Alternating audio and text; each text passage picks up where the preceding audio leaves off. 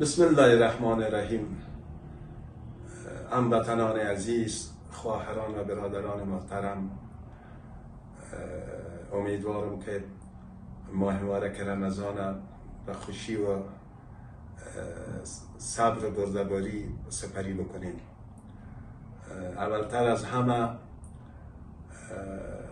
8 مارچ روز جهانی زن و مادران و خواهران و دختران قهرمان و مسلمان و نازنین این کشور تبریک و تهنیت عرض می کنم. از خداوند بزرگ در کشور ما صلح و امنیت و آرامی را حکم فرما بکنند تا خواهران و مادران ما هم در پرتو صلح، امنیت و آرامی بتانند طبق دستورات پیامبر و حکم قرآن عظیم و ادامه تحصیل و تعلیمشان بپردازند. مؤسسه خیریه و خدمات همگانی افغانستان بعد از ایجاد و تأسیسش که تقریبا 3 سال در قبال دارند، خصوصا در بخش خواهران ما توجه زیادی را در جهت ادامه تحصیل و همچنان آموزش علوم دینی و ترجمه قرآن عظیم الشان و همچنان آموزش قرآن عظیم الشان به طور درست، خوب، منظم و اساسیش و زیربناییش پرداخته و همچنان در مسائل دینی، مسائل عقیدتی، موضوعاتی که برای هر مسلمان بخصوص به خواهران ما درک از او، آموختن از او خیلی مهم و اساسی و سرنوشت ساز است پرداخته و همچنان در مورد علوم عصری که در کنار علوم دینی علوم عصری را هم ما در مراکز تعلیمی و آموزشی این مؤسسه که او در حقیقت توسط خود هموطنان عزیز ما و مصرف خود هموطنان عزیز ما و شاگردان مراکز آموزشی ما او صورت گرفته انجام شده است و ما در کنار آموزش علوم دینی و آموزش علوم عصری و آموزش قرآن عظیم الشان به طور تجویدی و آموزش امور عرفوی و صنایع دستی ظریفه نیز پرداختیم و همچنان برای مادران و خواهران کلانسال ما که بی سواد هستند، از نعمت سواد محروم هستند و ایجاد کلاس سواد آموزی نیز پرداختیم که لله الحمد ما چندین مرتبه نهایت صبر و تحمل با تحمل مشکلات اقتصادی،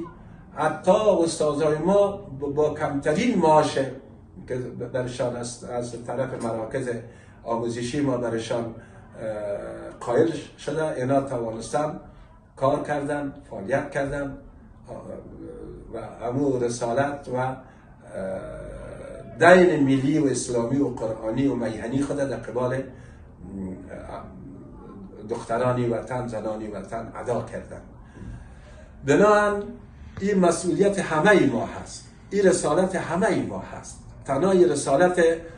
مؤسسه خیریه و خدمات همگانی افغانستان و مسئولین این مؤسسه نیست و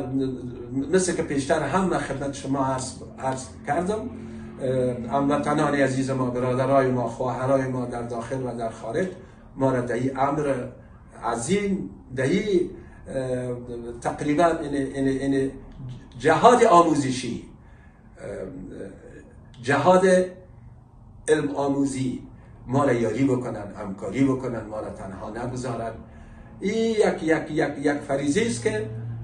اگر هر هموطن مسلمان عزیز ما را در این یاری بکنن، امکانات را بفرستن، این در حقیقت یک توشه آخرت برشان هست، این در حقیقت یک صدقه جاریه برشان هست. این فقط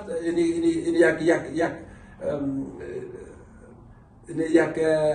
گنجینه هست که اینا بر آخرت خود اینا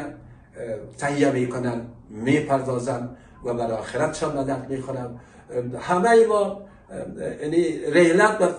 به نزد پروردگار، سفر به نزد پروردگار، هر مسلمان این در پیش داره، همه ما در پیش داریم. اما در این زندگی خود، در این دنیا که ما بتانیم همچه کارهای نیک انجام بدیم در جهت تعلیم و تربیت و آموزش برادران و خواهران و دختران از این وطن،